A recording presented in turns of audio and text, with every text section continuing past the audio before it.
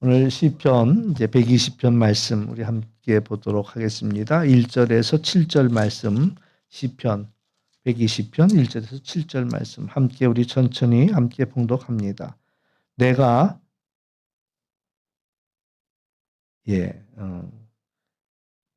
첫 번째 줄 밑에 이제 내가 거기서부터 시작. 내가 환난 중에 여호와께 부르짖었더니 내게 응답하셨도다. 여호와여 거짓된 입술과 속이는 혀에서 내 생명을 건져 주소서. 너 속이는 혀여 무엇을 내게 주며 무엇을 내게 더할꼬. 장사의 날카로운 화살과 로뎀나무 숯불이로다. 메색에 머물며 계달의 장막 중에 머무는 것이 내게 화로다. 내가 화평을 미워하는 자들과 함께 오래 거주하였도다. 나는 화평을 원할지라도 내가 말할 때 그들은 싸우려 하는도다. 아멘. 다시 1절 말씀 보여주시죠.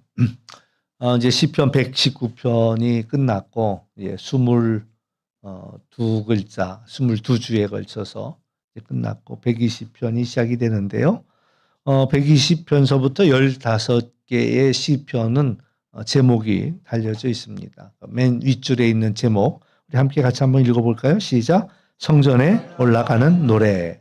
시편 120편서부터 134편까지 15개의 시편에는 성전에 올라가는 노래라 이렇게 이름이 붙어 있습니다. 성전에 올라가면서 노래인데 누가 그러더라고요. 이제 거기를 걸어본 지가 오래돼 가지고 생각은 안 나는데 성전에 올라가면 15계단을 올라간대요. 그러니까 한 계단 올라갈 때마다 이 시편들을 노래하면서 올라간다. 이렇게 이야기하기도 하고요. 또 이것은 이제 다른 의미로는 이제 성전에 올라가는 노래이기도 한데 또 다른 의미로는 순례자의 노래라고도 이야기합니다. 순례자가 이제 하나님의 성을 향하여서 또 한 걸음씩 나아가면서 부르는 노래다. 우리의 정체성이 뭐냐라고 한다면 신약의 말씀들을 생각해 볼 때는 우리가 제자라고 이야기할 수 있겠지만 또 하나 이제 제가 늘 깨달은 것은 우리는 순례자라는 사실입니다. 그러니까 순례자라는 것은 어딘가를 여행하는 사람이죠. 그러니까 본향을 향해서 가고 있는 하나님의 성전을 향해서 가고 있는 또 하나님께 예배하기 위해서 가고 있는 우리는 순례자다라고 이야기할 수가 있겠고요. 이제 오늘 말씀을 이렇게 살펴보면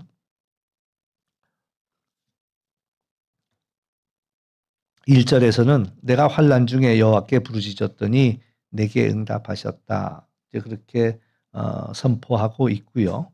근데 이제 2절부터 한번 이제 다시 한번 살펴보죠. 2절부터 살펴보면 여호와여 거짓된 입술과 괴사한 혀에서 내 생명을 건지소서. 그러니까 이제 1절에서도 나를 환난 중에 부르짖었다. 내가 하나님께 환난 중에 부르짖었다라고 얘기했는데 그 환난이 뭐냐면 이제 2절에 나오는 이야기지요. 그래서 거짓된 입술들 또 괴사한 혀. 이건 이제 번역에 따라 조금 다르게 이제 사람으로 표현하기도 합니다. 거짓말하는 사람들, 또 기만하는 사람들, 이런 사람들, 이렇게도 이야기하고 또 입술과 혀로도 표현합니다.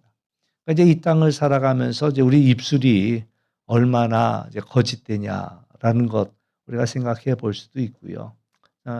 사실 우리가 말하는 것들이요, 늘 진실 말을 말하지 않는다라는 거죠. 또 악의를 가지지 않았다 할지라도 때로는 여기서 하는 말 다르고 여기서 하는 말이 달라. 그래서 두 사람이 저 사람이 나한테 이런 얘기하던데 저 사람이 나한테 이런 얘기하던데 그러니까 본의 아니게 두 사람을 또 이제 싸움 붙이는 거예요. 네가 잘했어. 여기 또 이쪽에 와서는 네가 잘했다. 야, 네가 맞다. 야. 그러니까 이제 두 사람 다 저 사람이 내가 맞다고 그랬는데 그럼 네가 틀렸다는 얘기인데 이러면서 이제 싸움이 되고 이간질이 되고 근데 또 싸움을 붙인 사람은 나는 악의는 전혀 없다. 그냥 나는 이 사람 위로해 주느라고 한 말이야. 이렇게 되니까 그래서 그 서로 이제 거짓된 그 입술 때문에 문제도 생기고요. 그러나 이제 저 문제는 이제 공격하는 사람들이 가지고 있는 그런 악한 의도를 가지고 얼마든지 그러니까 요새도 여러분들이 그런 것은 이제 잘 못 느낄 수 있을까요? 근데 이제 연예인들 같은 경우는 댓글 보고 자기에게 올라온 댓글을 보고 어떤 이들은 정말 자기 생명을 던져버리기도 합니다. 그러니까 이제 사람들은 뭐 그까지 이 사람들이 이런 말도 할 수 있고 저런 말도 할 수 있지 그 말 했다고 또 죽을 건 또 뭐야? 뭐 이렇게 이제 생각할 수도 있지만 참 말이라는 것이 뭐 칼처럼 비수처럼 눈에 보이는 것은 아니지만 서로의 마음을 굉장히 아프게 하거든요. 또 차라리 칼을 찔렀으면은 칼이라도 뽑을 수가 있다고요. 보이니까. 근데 이제 말에 찔리면 이건 보이지도 않아. 어디에 어떻게 박혀 있는지 보이지도 않아서 참 어렵다. 이런 이야기죠. 그래서 우리가 늘 말조심할 필요가 있다. 또 나는 그런 의도로 얘기하지 않았지만 상대방에는 그 말이 굉장한 상처가 되기도 한다. 오늘도 이제 속해 신방하면서 했던 얘기이기도 한데 우리가 말을 잘해야 된다. 딸내미가 아빠를 위해서 케이크를 한 조각 사왔대요. 작은 케이크 하나를. 근데 아빠가 이렇게 봐도 엄청 비싸 보이는 거예요. 그러니까 아빠가 이제 딸내미한테 한마디 했어. 야, 돈 쓸데없이 말해. 이런 데다 왜 비싼 거 사갖고 왔냐고. 그냥 딱. 그러니까 이 딸내미가 얼마나 화가 나겠어요. 비싼 거 아빠도 꼭 먹었으면 좋겠다 싶어갖고 사갖고 아빠 이것 좀 맛 좀 봐 이러는데 쓸데없이 이 비싼 거 사갖고 다닌다고. 그럴 돈 있으면 저금해 갖고 말이야. 시집갈 돈이나 마련하지 말이. 이러면서 그냥 막 쏴대 가지고는 딸내미가 아빠 다음부터는 그렇게 말하지 말고 이렇게 맛있는 거 사왔으니 고맙다 이렇게 말해.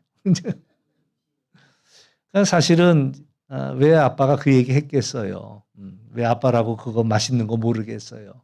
그러나 이제 걱정하니까 이렇게 하지 마라라고 하는 얘기인데 그 이야기는 우리가 듣는 사람들이 다 좋게 들리지는 않는다라는 거예요. 그래서 이제 언제 기회가 있으면은 대화법 이걸 좀 우리가 좀 강의를 들었으면 좋겠다 이런 생각이 들어요. 진심은 아닌데 하는 말들이 내뱉는 말들이 서로에게 상처를 주기도 하고 아픔을 주기도 하거든요. 그런데 자기가 들을 때는 아프면서도 자기가 하는 말이 남에게 아픔을 준다는 것을 또 몰라. 그러니까 우리가 운전할 때 운전 잘해야 되잖아요. 그 운전이라는 게 얼마나 차를 운전한다는 게 얼마나 좋은 그런 도구를 우리가 사용합니까? 걸어서 가면 하루 종일 걸어갈 걸 차 타고 가면 금세. 그러니까 운전할 수 있는 기술만 해도 대단해. 근데 운전을 잘못하면 사람들을 치기도 하고 남의 생명을 빼앗기도 하고 평생 또 회복이 안 될 상처를 남기기도 하고 이런단 말이죠. 근데 이제 운전만 잘해야 되는 것이 아니라 정말 더 중요한 거는 우리 혀의 운전, 말하는 거의 운전을 더 잘해야 된다. 그래서 잘 생각하고 말해야지 생각 없이 말하면 생각 없이 말한 그 문제를 일으킬 수밖에 없다라는 거예요.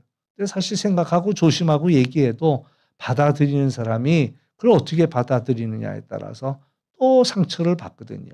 그러니까 참 그 성경에서 하는 얘기가 그 사회에서는 그 침묵, 웅변은 은이고 또 침묵이 금이다 이런 이야기도 하잖아요. 그러니까 이제 말 잘하는 것도 참 중요한데 말을 안 하는 것도 더 중요하다라는 이야기를 우리에게 또 알려주고 있다라는 겁니다.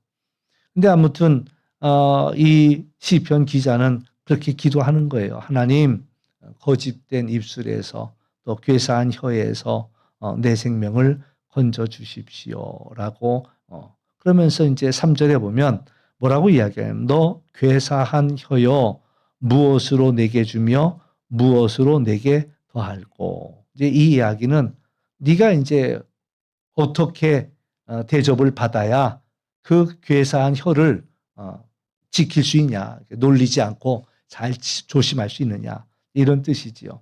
시편 세 번역으로 이 말씀을 한번 보겠습니다. 세 번역 시편 120편 3절 우리 함께 같이 한번 읽어보죠. 시작. 너희 사기꾼들아 하나님이 너에게 어떻게 하시겠느냐? 주님이 너희를 어떻게 벌하시겠느냐? 예, 이제 조금 더 뜻을 알겠죠. 그러니까 이제 끊임없이 사람들을 향하여 비방하고 막 그 없는 말을 지어내는 그 혀를 향하여서 내지는 그런 사람들을 향하여서 이제 하는 이야기가 하나님이 너희를 어떻게 하면 좋겠냐? 이런 이야기를 하고 있습니다. 이제 4절 말씀을 보면요. 4절 장사의 날카로운 살과 로뎀 나무 숯불이로다. 그러니까 그들이 이제 받을 것은 결국에 받을 것은 장사의 날카로운 화살, 그 화살 맞을 일밖에 없다는 거죠. 또 숯불을 쌓고 있다라고 이야기할 수도 있습니다. 그래서 이 로뎀 나무 숯불은 아주 잘 타는 숯불이래요. 꺼지지도 않고 오랫동안 잘 타는. 그래서 이 로뎀 나무 숯불의 심판만이 이제 그 괴사한 혀, 또 사기꾼들을 향하여 준비된 그런 것들이다. 이렇게 이야기하는 것이죠. 그러면서 이제 5절 말씀을 보면 메색에 유하며 계달의 장막에 거하는 것이 내게 화로다. 그러니까 이제 이 시편 기자가 이제 뭐 6절, 7절 말씀까지 다 읽고 이야기한다면 6절에서는 내가 화평을 미워하는 자와 함께 오래 거하였다. 그리고 7절에서는 나는 화평을 원할지라도 내가 말할 때 저희는 싸우려 한다라고 이야기합니다. 그러니까 이제 오늘 제목을 그렇게 붙였어요. 나는 화평을 원한다. 이제 사람들이 화평을 원하지만 그러나 이제 이가 깨달은 게 뭐냐면 내가 살고 있는 이곳은 그게 이제 메색에 유하며 계달의 장막에 유하고 있는데 가만히 생각해 보니까 내가 지금 여기 살고 있는 게 문제라는 거죠. 이 메색에 유하고 계달의 장막에 이제 뭐 계달의 장막이라는 건 이제 아라비아의 베두인들, 아라비아 땅을 이렇게 유목민처럼 흩어져 사는 사람들입니다. 그래서 결국 따져 본다면 이스마엘의 후손들이 됩니다. 근데 이제 그 중에 거하는 것이 내가 화로다라고 이야기하고 있고 메색 같은 경우는 이제 야벳의 아들에 해당이 되고요.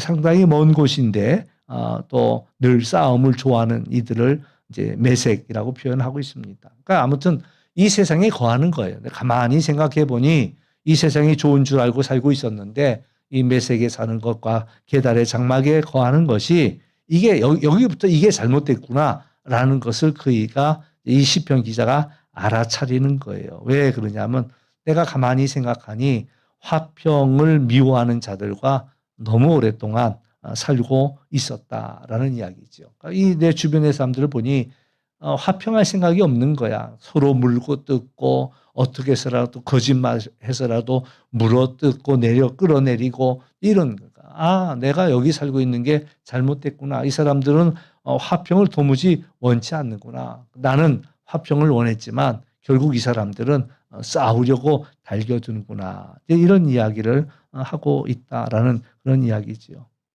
결론은 뭡니까? 결론은 여기는 내가 살 곳이 못 된다라는 그런 이야기예요. 오늘 우리가 살고 있는 이 세상 한복판에서 우리가 깨달을 수 있는 것은 이 사람들이 달라지지 않는 거예요. 달라지지 않는 거예요. 이 사람들 참 악하다. 또 화평하지 못하는구나. 이런 것들을 깨닫게 되는 거죠. 그러면서 그가 고민하는 것은 이제 내가 성전에 올라가야 되겠다. 성전에 올라가야 되겠다. 내지는 내가 이제는 이 순례 하나님을 향한 그런 순례자의 그러한 여정을 하나님을 향해서 내가 가야 되겠다라는 것이죠. 내가 있는 그러니까 이 첫 계단 이제 이 15개의 시편 중에 가장 첫 번째는 내가 있는 이 자리가 있을 자리가 아니구나. 아무리 좋아도 성경에 보면은 하나님께서 아브라함을 불러내십니다. 아브라함을 그 갈대아 우르에서. 당시 이제 갈대아 우르는 세계의 중심이라고 이야기할 수가 있습니다. 또 이제 이 갈대아 우르에서 아브라함의 아버지는 장사를 잘 했습니다. 어떤 장사를 잘했냐면 우상을 만들어 파는 장사. 그 돈을 상당히 많이 버는 거예요. 그러니까 그 안에 어쩌면은 뭐라고 그럴까 기득권이라고 할 수 있는 이제 그런. 근데 하나님이 불러내는 거예요. 아브라함아, 네 본토 땅에서 또 친척들 가운데서 나와서 내가 지시할 땅으로 가라라고 이야기합니다. 세상 모든 사람들은 다 이 갈대아 우르를 향해서 올라갑니다. 우리들도 그러잖아요. 말을 낳으면은 제주도로 보내고 사람은 낳으면은 서울로 보내라. 그러니까 세상의 중심으로 보내는 거죠. 그래 거기 가서 뭐라도 해야 이제 뭐 유명한 사람도 되고 또 좋은 자리에도 앉고. 그러니까 뭐 세상 사람들은 다 세상의 중심으로 이제 들어오려고 하고 있는데 그 세상의 중심에 살고 있는 아브라함을 향해서 하나님이 불러내는 거예요. 아브라함아, 너 거기 있는 게 좋지 않겠다. 나와라. 내가 지시하는 땅으로 가라라고 말씀하는 거죠.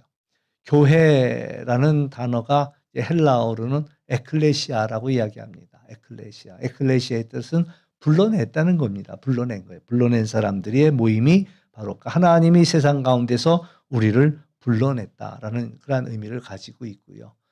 결국 우리는 이제 예수님께서도 베드로에게 베드로야 너는 나를 따라오너라. 내가 너를 사람 낚는 어부가 되게 하겠다. 이렇게 말씀하시면서 불러냈거든요. 그러니까 오늘 우리의 정체성은 하나님이 우리를 불러내셨다라는 사실들을 알아야 합니다. 우리가 서 있는 그 자리, 거기는 바로 메색의 자리고 또 계달의 장막이다라는 사실들을 우리가 알아차리면서 내가 여기 있는 것이 화로다. 우리가 철로의 역정 이야기 여러 번 했습니다. 거기에 이제 크리스찬이 있는데 이 사람이 이제 하나님의 말씀을 깨닫는 가운데 알게 된 거예요. 자기가 살고 있는 성은 장망성이다. 그 장망성의 뜻은 장차 망할 성. 여기 있다가는 이 성이 무너져 내린다는 거죠. 하나님의 심판으로 망해버리니까 빨리 여기를 떠나야 된다. 그래서 이제 이 사람이 그것을 깨닫고는 주변 사람들한테 우리 빨리 나가자. 여기서 나가자 하죠. 아무도 꼼짝을 하지 않아요. 이렇게 좋은데 뭘 어디로 가냐. 그리고 움직이지는 않죠. 그러면서 이제 자기 혼자서 화로다 화로다 그러면서 막 머리를 갖다가 치면서 그리고 이제 그 장망성을 떠나는 그런 이야기가 우리가 천류의 역정에 나오는 그런 이야기. 그러니까 오늘 우리가 내가 지금 있는 이 자리가 어느 자리냐. 너무 좋은 거예요. 여기 있는 게 너무 좋사오니 여기다 초막 짓고 우리 여기서 살면 좋겠다라고 머물 자리가 아니라 내가 살고 있는 이 세상의 이 한복판에는 이것이 결국 화고 또 화평을 원하지만 화평하지 못하고 거짓과 기술이 가득한 그런 이 땅에 우리가 살고 있는 거죠. 그러나 오늘 시편 기자는 이것을 알아차리고 내가 성전에 올라가야겠다라고 결단하는 거죠. 오늘 우리는 하나님의 음성을 들을 수 있어야 합니다. 하나님의 나라가 가까이 왔다. 하나님의 나라가 가까이 왔고 그 하나님 나라를 향하여 우리가 들어갈 때 우리가 들어야 할 소리는 회개하라. 이 세상 속에서 세상 사람들이 눈에 볼 때는 아무 문제 없어요. 너무 좋은 거예요. 그러나 하나님께서 하시는 말씀은 회개하라. 하나님의 나라가 가까이 왔다라고 오늘 우리를 부르고 계시다라는 사실들이지요. 오늘 우리들은 누구냐라고 이야기할 때 히브리서 12장 14절 말씀을 한번 보도록 하겠습니다. 히브리서 12장 14절. 우리 함께 같이 봉독해 봅니다. 시작. 모든 사람과 더불어 화평함과 거룩함을 따르라. 이것이 없이는 아무도 주를 보지 못하리라. 아멘. 두 가지가 우리가 이 세상을 사는 동안 두 가지가 필요합니다. 하나는 모든 사람과 더불어 화평한 일들입니다. 싸우지 않고 살 수 있습니다. 얼마든지 악한 사람들하고 싸우지 않을 수가 있습니다. 근데 이제 문제는 두 번째 나오는 이야기죠. 거룩함을 따르라. 세상 사람들과 화평하고 거룩하고 이 두 가지를 만족시킬 방법은 사실은 없다라는 이야기입니다. 거룩하려고 하다 보면 이 사람들은 우리에게 화평하게 대하지 않거든요. 그러나 또 주님이 우리에게 원하시는 것은 우리가 세상에서 살면서 화평하게 살기를 원하시. 그러나 화평하게 산다고 해서 적당하게 죄 지으면서 그래 너도 좋고 나도 좋고 누이 좋고 매부 좋고 그냥 적당히 살지. 그건 아니라는 거예요. 하나님께서. 그러나 화평하지만 그럼에도 불구하고 거룩해야 된다라는 이야기를 우리에게 들려주고 있습니다. 이걸 세번역 말씀으로 또 다시 한번 읽어보겠습니다. 세번역 말씀이면 함께 다시 읽어봅니다. 시작. 모든 사람과 더불어 화평하게 지내고 거룩하게 살기를 힘쓰십시오. 거룩하지 않고서는 아무도 주님을 뵙지 못할 것입니다. 예. 우리가 화평하게 사는 건 좋지만 거룩함을 지키지 못한다면 또 우리도 주님을 볼 수는 없다라는 이야기를 합니다. 그래서 화평하는 일, 또 이 화평에 대해서 우리가 또 새로운 그런 해석이 필요하죠. 이게 좋은 게 좋은 거고 넘어가는 게 좋은 것이 아니라 거룩함을 따라 살면서도 그들을 화평 가운데로 이제 초청하는 것이 우리의 사명이다. 이렇게 이야기할 수가 있습니다. 우리가 이제 때로는 사도 바울은 우리의 삶을 그렇게 표현하지요. 우리가 선한 싸움을 싸우고 있다라고 이야기합니다. 선한 싸움을 싸우고 있다. 그러니까 싸움을 싸우는 자입니다. 요한계시록에도 보면은 에베소 교회가 하나님께서 이제 에베소 교회를 칭찬하는데 뭐라고 칭찬하느냐면 너 믿음을 지키기 위해서 너가 참 거짓 선지자들과 참 잘 싸웠다라는 이야기를 해요. 그러니까 우리가 세상 사람들과 우리가 때로는 싸워야 합니다. 그 악한 것들과 거짓과 이런 불의에 대해서 싸워야 되는데 그런데 우리가 조심해야 될 게 하나 있어요. 뭘 조심해야 되냐? 싸우다 보면 싸우는 것도 재밌어요. 싸우는 게 재밌어. 그러다 보면 이제 싸움닭이 되는 거예요. 싸움닭이. 그냥 뭐 옳고 그런 거 놓고 그냥 불 붙듯이 막 해가지고 막 싸운단 말이죠. 근데 이제 문제는 그렇게 싸우다 보면 우리도 악해지는 거예요. 우리도 똑같아지는 거예요. 그러니까 이게 어려운 문제예요. 이게 불의함과 악한 것들을 보면 우리가 싸워야 할 텐데 그냥 싸워도 되는 것이 아니라 우리는 믿음을 지키면서 싸워야 된다는 거죠. 우리는 거룩함을 지키면서 싸워야 되는 것이고 하나님이 이끄시는 그런 선한 방법대로 우리가 싸워야 된다. 그러니까 싸운다고 해서 똑같이 싸우는 그런 싸움이 아니라 화평함과 또 거룩함을 가지면서 우리는 싸울 수 있어야 된다. 참 이제 그런 이야기들을 종종 합니다. 왜 하나님은 우리를 이 땅에 두셨을까? 왜 하나님을 믿는 사람들은 그냥 그 순간 이제 우리가 예수님 믿는 그 순간에 다 하나님 나라로 우리를 불러가면 제일 좋지 않았겠는가? 왜 우리를 갖다가 이 세상 속에 두고서 이 유혹도 받게 하고 이 싸움도 싸우게 하고 왜 이렇게 어렵게 고난도 당하게 할까? 그런 생각들을 할 때가 있습니다. 예수님 믿었으면 그 순간 다 믿는 사람들만 다 하늘나라로 뽑아가면 얼마나 좋을까? 그러나 이제 중요한 것은 왜 하나님은 우리를 이 세상에 두었는가? 우리가 이 세상에서 해야 할 일이 있다라는 거죠. 우리가 해야 할 사명이 있다라는 얘기입니다. 그래서 하나님은 이 어려운 세상에 우리를 두고 있다라는 거죠. 그래서 우리는 이 어려운 세상 속에서 하나님을 알고 예수님을 믿으면서도 우리의 믿음을 잘 지키는 일들이 무엇보다도 필요하다. 예수님이 우리를 위해 기도합니다. 요한복음 17장 15절 말씀인데요. 함께 또 같이 봉독해 보겠습니다. 시작. 내가 비옵는 것은 그들이 세상에서 데려가기 위함이 아니요 다만 악에 빠지지 않게 보존하시기를 위함이니이다. 아멘. 그러니까 예수님이 우리를 위해 기도합니다. 겟세마네 동산에서 마지막 하는 기도가 있어요. 또 이제 이번 주일날 또 이제 예수님 승천을 앞두고 승천주일 우리가 지키면서 또 이 우리를 위한 남아 있는 사람들을 위한 그런 기도가 나오는데 오늘 예수님의 기도는 그거예요. 하나님 이 사람들을 그냥 믿는 그 순간에 다 데려가시지요. 그러니까 이 데려가기 위해서 하는 기도가 아니라는 거예요. 이 악이 가득 차고 또 어려움이 가득한 이 세상 속에서 하나님 저들을 악에 빠지지 않도록 지켜주시기를 원합니다. 라고 예수님은 우리를 위해서 기도하고 계시다라는 이야기죠.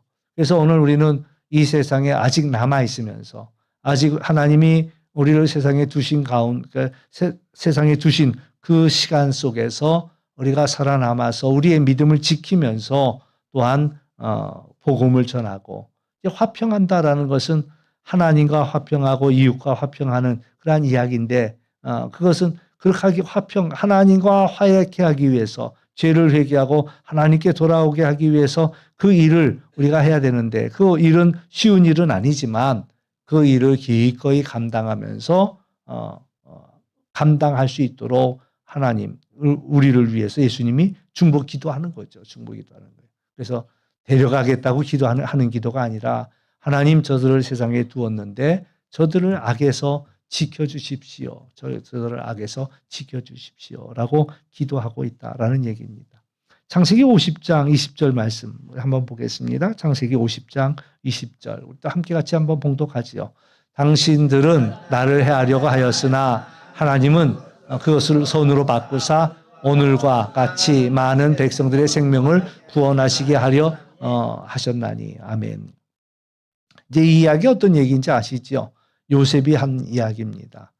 형들에게 한 이야기입니다. 형들이 요셉을 팔아넘겼거든요. 미디안 상인들한테 팔아갖고 애굽 보디발 장군의 집에 끌려와서 거기서 오랫동안 종살이한 이 요셉이 이제 처음에는 하나님의 뜻을 몰랐습니다. 그러나 이제 어느 날 그가 이제 감옥에도 갇히고 또 바로 왕의 꿈을 해몽해주고 그러다가 어느 순간 총리의 자리까지 올라간 거지요. 사실 그때까지도 그걸 몰랐지요. 그런데 형들이 이제 곡식을 구하러 애굽 땅까지 찾아옵니다. 애굽 땅까지 찾아와요. 그리고 자기 앞에 엎드린 거예요. 그걸 보니 이제 옛날에 그 꿈, 형들의 곡식단이 나에게 다 절하더이다. 그 꿈을 보면서 하나님이 이 일을 위하여서 나를 이곳에 보내셨구나. 종으로 노예로 팔려와서 옥살이를 하게 하고 그리고 거기서 꿈꾸는 사람들의 이야기를 들어주고 그러면서 결국에는 바로의 꿈을 풀어주면서 나를 마침내 이 높은 그런 자리까지 하나님이 올리신 이유가 바로 이제 그 내 형제들이 먹을 것이 없어서 찾아왔을 때 그들을 살리려고 하나님이 나를 먼저 보내셨구나. 이런 것들을 그가 깨달아 아는 거죠. 형제들이 얼마나 당황했겠습니까? 자기들이 요셉을 팔아 넘겼는데 그러니 지금 보니 그 요셉이 애굽의 총리가 돼 있으니 얼마나 이제 이건 우리는 뭐 목숨도 못 찾겠다. 이런 두려움 속에 있을 때에 요셉이 하는 얘기예요. 하나님, 당신들은 나를 해하려고 했지만 하나님이 그것을 선으로 바꾸셨다라는 얘기입니다. 결국에는 많은 사람의 생명을 구원하게 되는 일이 되었다. 그러니까 내 주변의 사람들이 우리에게 악을 행합니다. 악을 행하죠. 악은 악이에요. 요셉을 팔아넘기는 건 악한 일이에요. 그런데 참 놀라운 것은 하나님이 그걸 바꿔버리는 거예요. 그 악한 일을 바꿔놓는 거예요. 선한 일로 바꿔놓은 거예요. 정말 아프고 상처될 수밖에 없는 이 끔찍한 일을 하나님이 선한 일로 바꿔버리는 거예요. 그래서 결국엔 이 일이 많은 사람의 생명을 살리는 일이 되었다라는 이야기죠. 오늘 우리가 살아가는 이 세상은 우리는 평화를 원하지만 그 평화를 미워하는 사람들로 가득하고 악한 혀로 가득하고 그리고 괴사한 말로 가득한 세상 속에 우리가 살고 있는 거죠. 그런데 거기에도 다 하나님의 뜻이 있었다라는 이야기를 하는 거예요. 본인은 이제 내가 하나님께로 올라가야 되겠다. 오늘 그 마지막 절도 그렇게 끝난 거예요. 나는 화평을 원하지만 내가 말할 때 저희는 여전히 지금도 싸우려 한다. 우리 다시 이제 1절 말씀으로 올라가면요. 1절 말씀을 보면 이제 이 이야기를 하느라고 1절을 고백한 겁니다. 내가 함께 봉독합니다. 시작. 내가 환난 중에 여호와께 부르짖었더니 내게 응답하셨도다. 아멘. 이 어려움 속에서 하나님 앞에 부르짖을 수밖에 없었던 거죠. 하나님 앞에 내가 부르짖고 기도하고 하나님께 기도했더니 하나님께서 이제 내게 응답하시더라라는 그런 이야기죠. 그러나 사실 달라진 건 아무것도 없습니다. 2절로부터 마지막 절까지 달라진 건 없는 거예요. 그가 어려움을 당하는 거예요. 거짓된 입술, 괴사한 혀 때문에 여전히 어려움을 당하고 그건 결국 하나님 앞에 벌 받을 수밖에 없는 것인데 문제는 내가 여기에 살고 있던 게 문제다라는 사실들을 깨닫고 내가 이제는 하나님께로 올라가야 되겠다. 이것을 깨닫는 거죠. 그러면서 이 환난 중에도 하나님께 내가 부르짖는다. 그랬더니 이제 하나님이 내게 응답하신다. 여기서 내가 응답하신다는 건 이 고난 속에서 이 모든 것들을 하나님이 다 해결해 줬다. 그런 얘기는 아닙니다. 아직까지 해결이 안 됐어요, 사실은요. 그래서 성전에 올라가야 되겠다라고 마음을 먹는 겁니다. 그러나 중요한 것은 내가 하나님께 부르짖었더니 하나님이 응답하시는 게 보여지는 거예요. 하나님이 응답이 이제 믿어지는 거예요. 하나님이 일하실 거다라는 이제 그것이 내가 하나님 앞에 올라가서 하나님을 부르짖으니까 이제 결국에는 하나님은 일하실 거다라는 그런 믿음이죠. 우리가 씨앗을 심을 때 왜 씨앗을 심습니까? 이 씨를 심으면 싹이 나고 자라서 거기서 내가 열매를 얻을 거야라는 그런 믿음이 있기 때문에 아직 아무것도 보이지 않지만 씨앗을 심잖아요. 마찬가지로 내가 하나님 앞에 부르짖을 때는 하나님이 응답하실 것을 바라보는 거예요. 그래서 하나님이 이루어 주실 것이고, 그래서 하나님 앞에 미리 하나님을 감사하는 거고 미리 찬양. 우리가 이제 신앙생활을 할 때 마찬가지입니다. 오늘도 재미난 얘기 하나 들었는데 드라마 속에서 나온 기도가 뭐냐, 뭐 하나님께 뭐 해달라고 하는 게 기도가 아니라 이미 이루어진 일들을 감사하는 게 그게 기도다. 뭐 천국보다 아름다운 거기서 그 대사가 나온다고 그러더라고요. 근데 맞는 이야기가 우리가 기도는 뭐냐라는 것은 하나님이 하실 일을 바라보는 거예요. 하나님이 이미 이루신 그 일들을 바라보면서 우리는 하나님 앞에 감사하는 거죠. 하나님께 찬양하는 겁니다. 또 하나님께 또 우리가 뭐 때로는 감사헌금을 미리 드리는 거죠. 하나님이 이 일들을 이루실 것을 분명히 믿으니까 뭐 감사하지 않고서는 견딜 수가 없는 거죠. 그러니까 오늘 우리가 중요한 것은 오늘 우리가 삶의 자리는 어려운 자리입니다. 이 자리는 결국 우리로 하여금 하나님께로 올라가게 하는 그러한 하나님께서 우리를 부르고 계시다라는 사실들을 우리가 기억하면서 그 어려움 속에서도 하나님 앞에 부르짖고 그리고 하나님의 응답하심을 우리가 믿고 나아가는 그런 우리 모두가 될 수 있기를 주의 이름으로 축원합니다.